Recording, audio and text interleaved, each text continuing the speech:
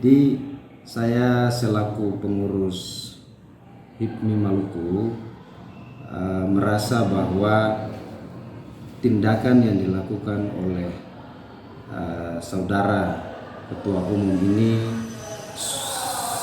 sudah tentunya agak mencoreng nama baik HIPMI Maluku, dan dugaan kasus pemalakan terhadap pedagang di pasar yang mengeluh dengan saudara Patrick ini adalah sebuah perbuatan yang menurut saya harus diproses secara hukum dan supaya ada titik terangnya, karena rekaman itu mengatakan bahwa saudara Asis selaku ketua HIPMI meminta uang dari saudara Al untuk agenda-agenda HIPMI di Jakarta. Itu jelas rekamannya. Maka untuk itu saya memberi saran kepada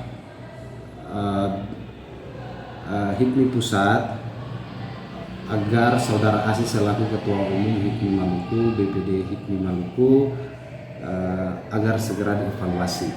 Itu pendapat saya, karena setahu saya Pak Gubernur orangnya tidak seperti yang dilakukan oleh saudara Asis. Jika apa yang disampaikan dalam rekaman itu benar-benar adanya, maka itu bukan yang dilakukan oleh Pak Gubernur Maluku. Setahu saya bahkan Pak Gubernur itu mau meminta proyek atau mengarahkan proyek atas nama pribadi beliau itu tidak pernah.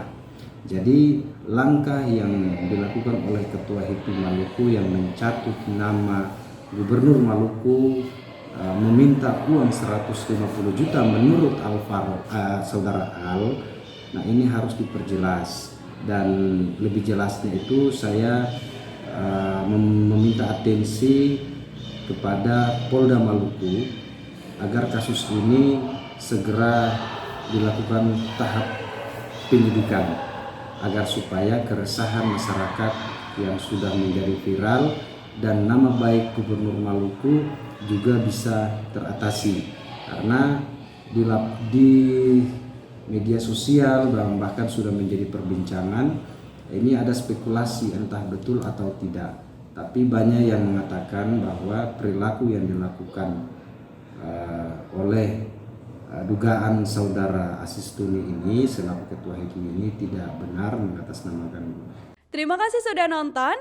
Jangan lupa like, subscribe, dan share ya.